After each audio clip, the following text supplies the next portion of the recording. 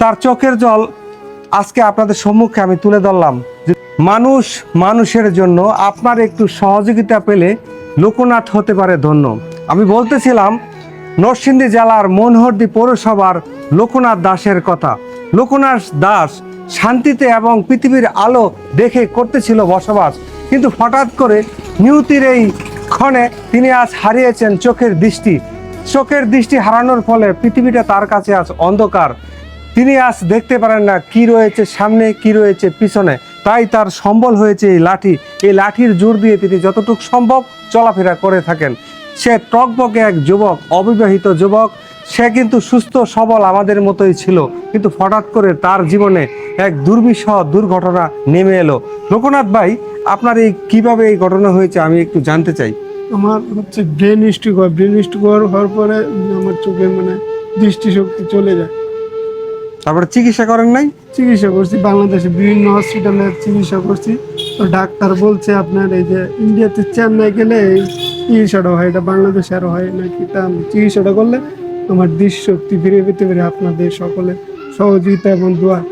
আচ্ছা, আপনার তো চেন্নাই তো অনেক দূর এখান থেকে যেতে, তো সেই ক্ষেত্রে তো আপনার কি পরিমাণ টাকা লাগতে পারে? ডাক্তার বলছে 7 থেকে 8 লক্ষ টাকা খরচ হবে।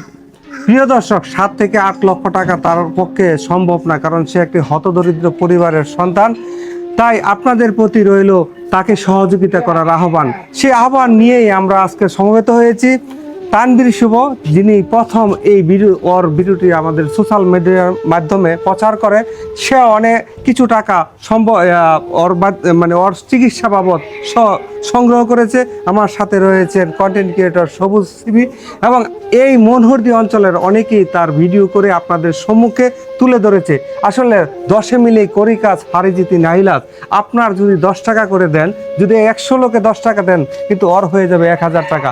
আপনার সামান্য কিছু পরিমাণ সহযোগিতা সে ফিরে পেতে পারে তার চোখের দৃষ্টি, এবং দেখতে পারে এই সুন্দর পৃথিবী। এই সুন্দর পৃথিবীতে আমরা সবাই যারা সুস্থভাবে বেঁচে আছি, এই অসুস্থ লোকনাথ দাসের পাশে দাঁড়াতেই পারি। তাই এই লোকনাথ দাসের চিকিৎসার মারফত যদি কেউ সহযোগিতা করতে চান, স্ক্রিনে একটি নাম্বার দেওয়া থাকবে, সরাসরি লোকনাথের নাম্বার। সেই নাম্বারে আপনি বিকাশের মাধ্যমে তাকে সহযোগিতা করতে পারেন।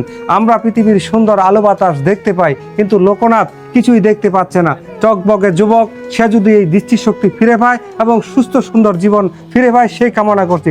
তার রয়েছে হতদরিদ্র এবং বয়স্ক পিতা, যেই পিতার সেবা করার কথা তার এই লোকনাথের, কিন্তু সেই বয়সের ভারও তার পিতাও ক্লান্ত, কিন্তু তারপরও তার সেবা করতে করতে হয়ে যায় ক্লান্ত।